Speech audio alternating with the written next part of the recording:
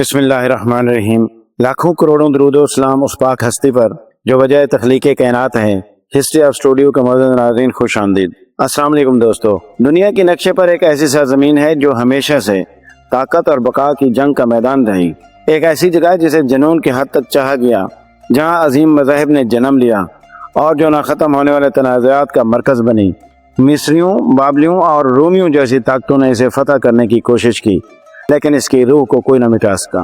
یہ کہانی ہے اسرائیل کی، ایک قوم کی جنگوں اور ناقابل شکست عزم کو سمجھنے کے لیے ہمیں بالکل شروع میں جانا ہوگا۔ معزز ناظرین، یہ کہانی کنعان سے شروع ہوتی ہے، جو تہذیبوں کا سنگم تھا۔ یہیں دنیا کی قدیم ترین آبادیوں میں ایک شہر جریکو تھا، جو آج بھی 11,000 سال بعد موجود ہے۔ لیکن اس سرزمین کی تقدیر اس وقت بدلی جب دنیا کے پہلے توحیدی مذہب کی بنیاد رکھی گئی۔ یہ کہانی حضرت ابراہیم علیہ السلام سے شروع ہوتی ہے، جنہیں خدا نے میسوپوٹیمیا سے کنعان کا سفر کرنے کا حکم دیا۔ بعد میں ان کے پوتے حضرت یعقوب، جن کا لقب اسرائیل تھا، کے 12 بیٹے ہوئے، جو اسرائیل کے 12 قبیلوں کے بانی بنے۔ قحط کی وجہ سے یہ قبیلے مصر منتقل ہو گئے۔ مصر میں کئی نسلوں بعد بنی اسرائیل پر ظلم کے پہاڑ توڑے گئے۔ تب حضرت موسیٰ کا ظہور ہوا۔ خدا نے انہیں ایک جلتی ہوئی جھاڑی سے پکارا اور بنی اسرائیل کو فرعون کی غلامی سے آزاد کرانے کا حکم دیا۔ فرعون کے انکار پر مصریوں پر اللہ کی طرف سے 10 عذاب نازل ہوئے، جس کے بعد اس نے بنی اسرائیل کو جانے کی اجازت دی۔ لیکن پھر فرعون نے اپنا ارادہ بدل لیا اور فوج بھیج دی۔ تب حضرت موسیٰ نے اللہ کے حکم سے بحیرہ احمر کو اپنے عصا سے 2 حصوں میں تقسیم کر دیا اور اپنی قوم کو بچا لیا۔ اسی دوران انہوں نے کوہ سینا پر خدا سے 10 احکامات حاصل کیے۔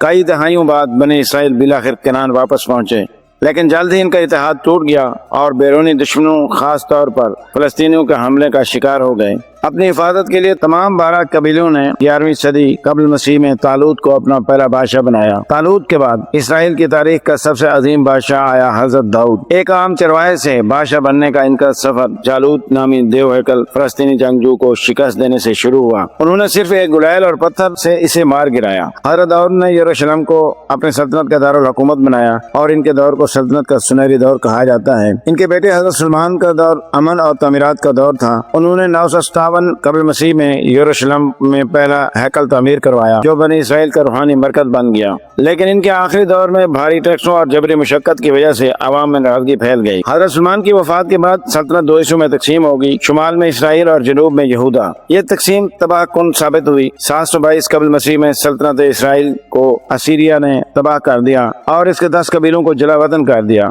جو آج اسرائیل کے گمشدہ قبیلے کہلاتے ہیں۔ پھر 586 قبل مسیح میں سلطنت بابل نے یروشلم پر حملہ کیا، شہر کو جلا دیا اور پہلے ہیکل کو مکمل تباہ کر دیا۔ ہزاروں یہودیوں کو قیدی بنا کر بابل لے جایا گیا۔ یہ جلا وطنی تقریباً 50 سال تک جاری رہی۔ پھر 539 قبل مسیح میں فارس کے بادشاہ سائرس اعظم نے بابل کو فتح کیا اور یہودیوں کو واپس یروشلم جا کر اپنا ہیکل دوبارہ تعمیر کرنے کی اجازت دی۔ دوسرے ہیکل کی تعمیر 516 قبل مسیح میں مکمل ہوئی۔ اسی دور میں حضرت عزیر نے تورات کو تحریری شکل میں مرتب کیا، جس سے یہودیت کی جدید شکل کی بنیاد پڑی۔ فارسی دور کے بعد سکندر اعظم کا یونانی دور آیا۔ اس کے جانشینوں میں سے ایک نے یہودی مذہب پر پابندی لگائی اور دوسرے ہیکل کی بے حرمتی کی۔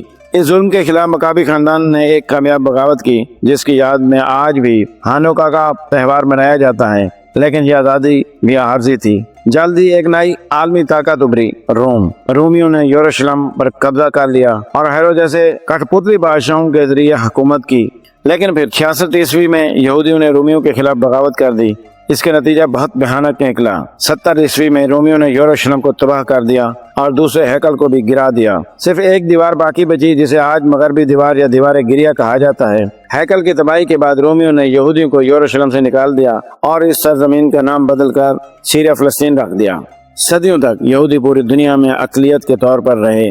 اس دوران یروشلم پر بازنطینی، عیسائیوں، پھر مسلمانوں، صلیبیوں، مملوکوں اور آخر میں سلطنت عثمانیہ نے 400 سال تک حکومت کی۔ 19ویں صدی میں یورپ میں قوم پرستی کی لہر اٹھی، لیکن اس کے ساتھ ساتھ یہود مخالف جذبات میں بھی شدت سے اضافہ ہوا۔ فرانس کے مشہور ڈیروس مقدمے نے ثابت کر دیا کہ یہودی یورپ میں کبھی بھی مکمل محفوظ نہیں ہو سکتے۔ اسی ماحول میں تھیوڈور ہرزل نامی ایک صحافی نے سیاسی صہیونیت کی بنیاد رکھی۔ اس کا مقصد تھا یہودیوں کے لیے ان کی تاریخی سرزمین فلسطین میں اپنا وطن قائم کرنا۔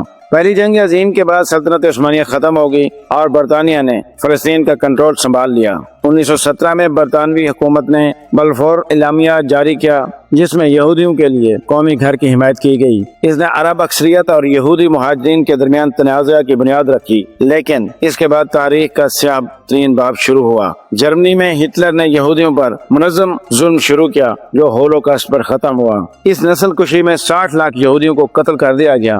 ہولوکاسٹ نے یہودیوں کے لیے اپنی ریاست کا قیام کو زندگی اور موت کا مسئلہ بنا دیا۔ دوسری عالمی جنگ عظیم کے بعد برطانیہ فلسطین سے دستبردار ہو گیا۔ 1947 میں اقوام متحدہ نے فلسطین کو ایک یہودی اور ایک عرب ریاست میں تقسیم کرنے کا منصوبہ پیش کیا۔ یہودی قیادت نے اسے قبول کیا، لیکن عرب ریاستوں نے اسے مسترد کر دیا۔ پھر وہ تاریخی لمحہ آیا۔ 14 مئی 1948 کو ڈیوڈ بن گورین نے تل ابیب میں اسرائیل کی آزاد ریاست کے قیام کا اعلان کر دیا۔ 2000 سال کی جلا وطنی کے بعد یہودیوں کا اپنا ملک بنانے کا خواب پورا ہو گیا تھا، لیکن یہ جشن کا وقت نہیں تھا۔ یہ ایک نئے اور نہ ختم ہونے والے تنازع کا آغاز تھا۔ اعلان کے اگلے ہی دن 5 عرب ممالک نے نئی ریاست پر حملہ کر دیا۔ اسرائیل کیسے بچا؟ اس نے اپنی بقا کی جنگ کیسے لڑی؟ اور اس کے بعد کیا ہوا؟ یہ جاننے کے لیے دیکھیے ہماری اگلی قسط۔ اللہ حافظ۔